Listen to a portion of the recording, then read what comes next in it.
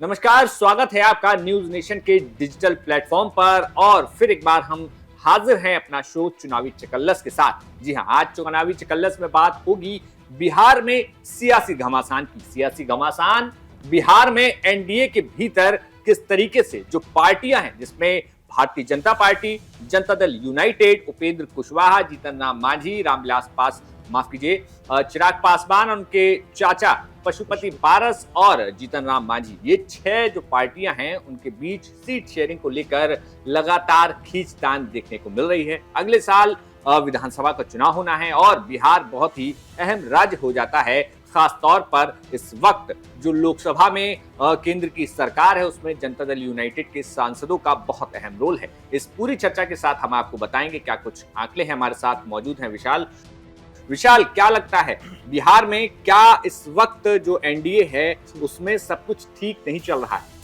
NDA में सब कुछ ठीक तो नहीं चल रहा है। इस बात का अगर हम बात करें तो अभी नीतीश कुमार आए थे दिल्ली, बीते दिनों की अगर हम बात करें, उसके बाद से बिहार में तुरंत हलचल बढ़ गई थी कि सीट शेयरिंग को लेकर के मंथन किया जा रहा है। दिल्ली से लेकर पटना तक सियासी हलचल तेज हो गई है। जेपी नड्डा खुद बिहार में गए, पटना में गए, वहां पर उन्होंने बड़े जो नेता हैं, दिग्गज नेता हैं, उन लोगों से बातचीत करी। एनडीए के तमाम नेताओं से वो मिले, क्योंकि सीट शेयरिंग का जो आंकड़ा है ना, अभी उस पर मंथन इन्होंने शुरू कर दिया। एनडीए ने, बीजेपी की बात करें या जेडीयू की बात करें या जो भी एनडीए के सहयोगी दल हैं उनकी हम बात करें, लेकिन सबसे ज्यादा इस बार दिलचस्प जो चेहरा उभर के आ रहा है वो है उपेंद्र कुशवाहा। उपेंद्र कुशवाहा धीरे धीरे अपनी बगावत वाला जो एक होता है ना सुर, वो अब सामने लेकर के आ रहे हैं। उसकी वजह ये है, उन्होंने साफ कर दिया बीजेपी से कि भाई लोकसभा में आपको हमारा साथ चाहिए था, हमने आपको दिया, लेकिन अब बारी है विधानसभा चुनाव की, अब हमें नहीं आपको हमारी जरूरत है।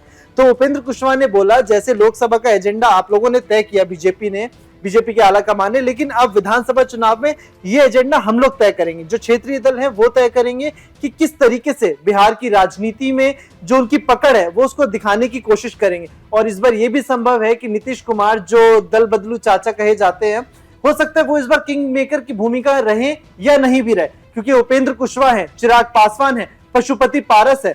तो इन सभी चेहरों को भी देखना बहुत जरूरी है, जिससे इन सभी का वैसे तो ये है कि विरोध करना है हमें इंडिया गठबंधन, जिसकी हम बात करते हैं, तेजस्वी यादव हो या कांग्रेस की बात करें, लेकिन अब बात है कि एनडीए पहले खुद को समेट ले, उसके बाद वो विरोधियों की बात करे।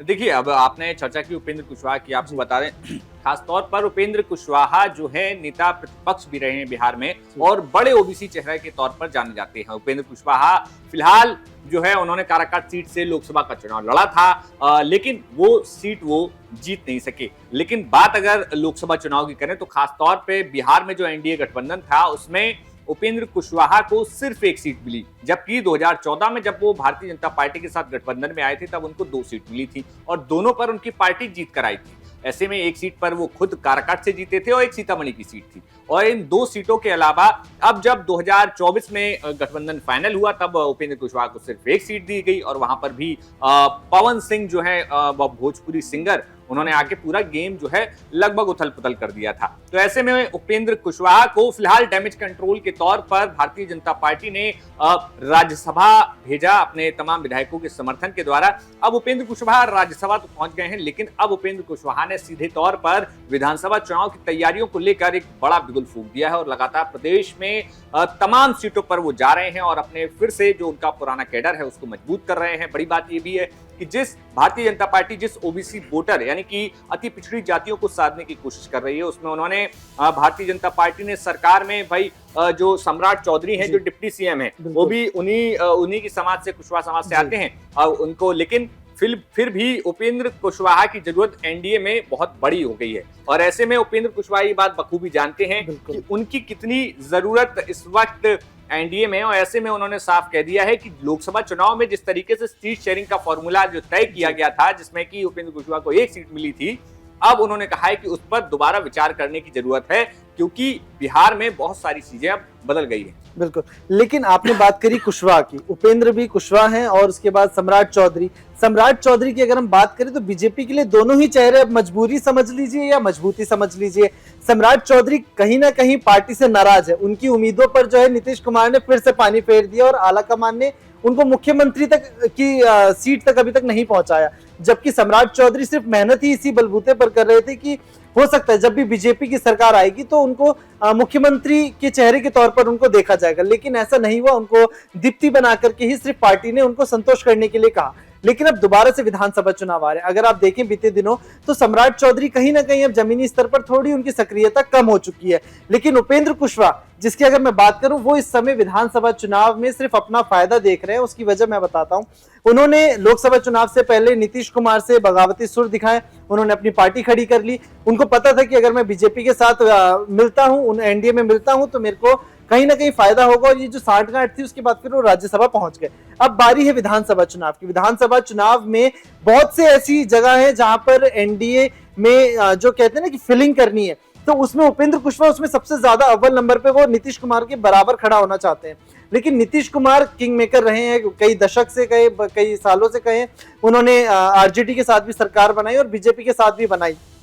लेकिन मुद्दा अब ये है कि एनडीए अपने सहयोगी दलों को तो बाद में करे, लेकिन बीजेपी के अंदर भी जो कला है उसको भी तो भांपने की जरूरत है ना, कि कौन से नेता आपसे नाराज है। आप सीट शेयरिंग पे बात कर लेंगे, अच्छी बात है, कहीं ऐसा ना हो कि दूसरे राज्य की तरह वहां पर उनकी ऐसी स्थिति हो जाए कि आप सहयोगियों को तो बटोरते रह गए, लेकिन आपके अपने ही फिर बगावत करने पे उतारू हो गए। देखिए इसमें खासतौर पर देखिए उपेंद्र कुशवाहा हैं, दूसरी तरफ चिराग पासवान है। चिराग पासवान का लोकसभा चुनाव में बहुत अच्छा स्ट्राइक रेट रहा। उन्होंने 5 उनके पार्टी के सांसद चुनकर आए। और लेकिन अगर चिराग पासवान को देखें तो 2020 में जब विधानसभा चुनाव हुए थे, तब चिराग पासवान अपनी अलग एनडीए से अलग होकर उन्होंने चुनाव लड़ा था। उन्होंने कहा था कि हम भारतीय जनता पार्टी के जितने प्रत्याशी हैं उनसे हमें कोई बुराई नहीं है, उन सीटों पर उन्होंने प्रत्याशी नहीं दिए, लेकिन उन्होंने कहा था कि मैं मोदी का हनुमान हूं। और जेडीयू के खिलाफ उन्होंने अपने सारे कैंडिडेट खड़े किए थे। उन चुनाव में उन्हें कुछ खास सफलता नहीं मिली थी, लेकिन माना जाता है कि चिराग पासवान जो है प्रधानमंत्री नरेंद्र मोदी के काफी लॉयल रहते हैं और उनको अपना जो है राजनीतिक तौर पर एक बहुत अप्रतिष्ठित मानते हैं। तो ऐसे में क्या नीतीश कुमार, जिसकी हम लगातार चर्चा कर रहे हैं कि क्या उपेंद्र कुशवाहा एनडीए में प्रेशर बना रहे हैं, क्या उपेंद्र कुशवाहा डायरेक्ट ये प्रेशर बना रहे हैं या फिर नीतीश कुमार का उनको बैकअप है? क्योंकि देखिए नीतीश कुमार जानते हैं कि भारतीय जनता पार्टी कहीं ना कहीं नीतीश कुमार को हमेशा कम करने की कोशिश में रहती है। जो चीज हमने पिछले चुनाव में देखा भी, किस तरीके से नीतीश कुमार पर जब चुनाव हो रहे थे उनको लगातार टारगेट किया गया था। तो ऐसे में नीतीश कुमार भी चाह रहे हैं कि कहीं ना कहीं एक थर्ड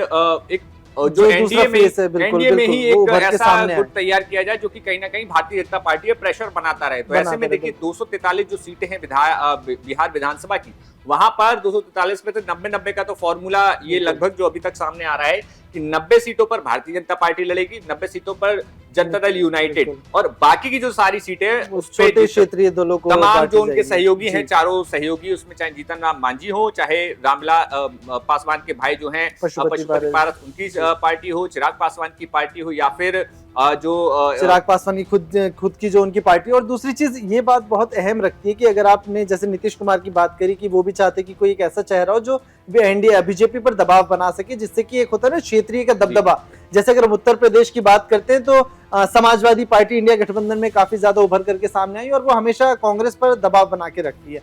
लेकिन अगर हम बिहार की बात करते हैं तो बिहार में अगर आपने देखा हो लोकसभा चुनाव में किसी भी तरीके से बीजेपी ने नीतीश कुमार को मनाया, उनको उनके हिसाब से सीटें दी, लेकिन जब बात हो रही थी विशेष राज्य के दर्जा देने की, तो फिर इस वाले मामले पर नीतीश कुमार भी कहीं ना कहीं एनडीए से थोड़ी बहुत नाराजगी तो बिल्कुल रखते हैं। हालांकि मजबूरी में आकर के उन्होंने बोला कि कोई बात नहीं, विशेष राज्य का दर्जा नहीं है, प्रधानमंत्री पैकेज देंगे बिहार के नाम का और बिहार के लिए विकसित पैकेज देंगे। लेकिन बात आती है फिर से विधानसभा चुनावों पर, तो इसलिए नीतीश कुमार की जो नाराजगी हो सकता है विधानसभा चुनावों के दौरान, क्योंकि नीतीश कुमार सियासी गलियारों में चर्चा ये रहती है हमेशा कि उन पर भरोसा करना बहुत मुश्किल है, और तेजस्वी यादव हमेशा भी उसमें मौके की तलाश में है कि कब हम चाचा को फिर से अपने पाले में लेकर के आ जाए। अगर इसलिए आपने देखा हो तो तेजस्वी यादव जब से नीतीश कुमार बीजेपी के साथ दोबारा से उन्होंने सरकार बनाई, तो तेजस्वी यादव उन पर हमला नहीं करते, वो डायरेक्ट बीजेपी पर हमला करते हैं। वो बीजेपी पर ही इस तरीके का आरोप लगाने की कोशिश करते हैं कि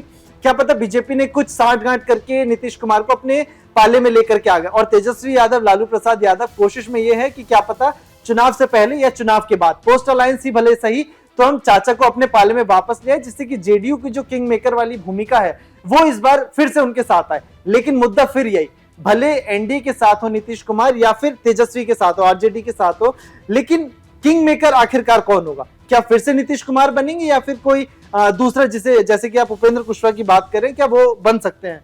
बिल्कुल, देखिए हमने तमाम सहयोगियों की बात की, इसमें एक और नाम है बड़ा दिलचस्प, वो है हम जिनकी चर्चा कर रहे हैं, पशुपति पारस। पशुपति पारस के पास अभी ना कोई विधायक है ना कोई सांसद, वो इकलौते उनकी पार्टी से इकलौते एक एमएलसी हैं। तो ऐसे में पशुपति पारस चूंकि चिराग पासवान के 5 सांसद हो गए हैं और जिस तरीके से उनका वेटेज बढ़ा है, केंद्रीय मंत्री भी हो गए हैं वो, तो ऐसे में पशुपति पारस कहीं ना कहीं अपने आप को साइडलाइन महसूस कर रहे हैं और उन्होंने साफ संकेत दे दिए हैं कि उनको जो है एनडीए में अच्छी खासी सीटें जो है चुनाव लड़ने के लिए चाहिए, नहीं तो वो अपने बगावती सुर भी दिखा सकते हैं। फिलहाल बात वही है कि क्या एनडीए में बिहार में जिस तरीके से चीजें चल रही हैं, क्या सीट शेयरिंग का फॉर्मूला होगा, क्या उपेंद्र कुशवाहा जो कि दोबारा से फॉर्मूला तय करने की बात कर रहे हैं, क्या जीतन राम मांझी जो कि फिलहाल केंद्रीय मंत्री हैं, उनको कितनी सीटें दी जाएंगी, उनको राज्य में कितना ज्यादा स्पेस दिया जाएगा। इसके अलावा अगर देखें, उपेंद्र कुशवाहा तो कह ही रहे हैं, इसके अलावा पशुपति पारस हैं, चिराग पासवान हैं, इन चारों के अलावा जेडीयू है, तो जेडीयू तो बड़ी भूमिका में है। इसके साथ ही साथ बड़ी जो पॉलिटिक्स है, ओबीसी की पॉलिटिक्स, खासतौर पर दलित महादलित की पॉलिटिक्स, अति पिछड़ा की पॉलिटिक्स, बिहार में इस तरीके की पॉलिटिक्स ज्यादा देखी गई है। और इन तमाम पॉलिटिक्स के इतर बड़ी बात यह है कि विपक्ष को फिर से धक्का देने के लिए एक तरफ जो है जनस्वराज की भी अब 2 अक्टूबर को बिल्कुल उनका नाम हम लोग भूल गए थे। एनडीए में फूट का सबसे बड़ा कारण ये भी है कि प्रशांत किशोर की जो इस एक्टिविटी अब नजर आ रही है, मतलब वो इस बार के विधानसभा जो चुनाव हैं होने हैं उस पर वो काफी ज्यादा असर डालने वाले, चाहे उसका नुकसान एनडीए को उठाना पड़े या फिर उसका नुकसान आरजेडी को उठाना पड़े या फिर कांग्रेस को उठाना पड़े। हालांकि प्रशांत किशोर कई मौकों पर, कई मंच से कई बार कह चुके हैं कि हमारी लड़ाई सीधा बीजेपी और एनडीए से है, ना कि कांग्रेस और आरजेडी से। लेकिन वो इनडायरेक्टली ये भी कहना चाहते हैं कि आरजेडी और कांग्रेस तो इस चुनावी मैदान में ही नहीं है, वो अपनी भूमिका बड़ी करने की कोशिश में। हालांकि जमीनी स्तर ऐसा नहीं है, जमीनी स्तर पर Prashant Kishor RJD, Congress, BJP, JDU और चिराग पासवान की पार्टी की काफी बाद आते हैं। हालांकि ये जरूर है कि वो इस बार के चुनाव में काफी असर डालेंगे। वो लगातार जनता के बीच में जा रहे हैं, जनता को जोड़ने की कोशिश कर रहे हैं, जनसंपर्क अभियान चला रहे हैं, तो इससे कहीं ना कहीं जो नुकसान है वो सभी दलों को हो सकता है उठाना पड़ सकता है। तो ये बड़ी दिलचस्प बात हमारे जिस पूरी चर्चा में आपको क्या कुछ खास लगा, हमें आप कमेंट बॉक्स में बताइए। और खास तौर पर बिहार की राजनीति को लेकर जब हम चर्चा कर रहे हैं इस चुनावी चकल्लस में, तो आपको क्या लगता है कि बिहार में क्या इस बार कुछ बड़ा परिवर्तन देखने को मिलेगा? क्या जिस तरीके से एनडीए में सबको साथ कर चलने की कोशिश की जा रही है, क्या वो रंग ला पाएगी? और क्या विपक्ष जो है लगातार कोशिश कर रहा है कि जो है सरकार को, सत्ता को टक्कर दी जाए, तो क्या वो जिसमें कि आरजेडी और कांग्रेस दोनों पार्टियां कोशिश में हैं कि इस बार जो है भारतीय जनता पार्टी और उनके एनडीए को सीधा मुकाबला दिया जाए, तो क्या उतनी मजबूती में दिखाई देता है? आप हमें कमेंट बॉक्स में जरूर बताइए। कल हम फिर हाजिर होंगे एक नई चुनावी चर्चा के साथ, तब तक बने रहिए और देखते रहिए न्यूज़ नेशन। शुक्रिया।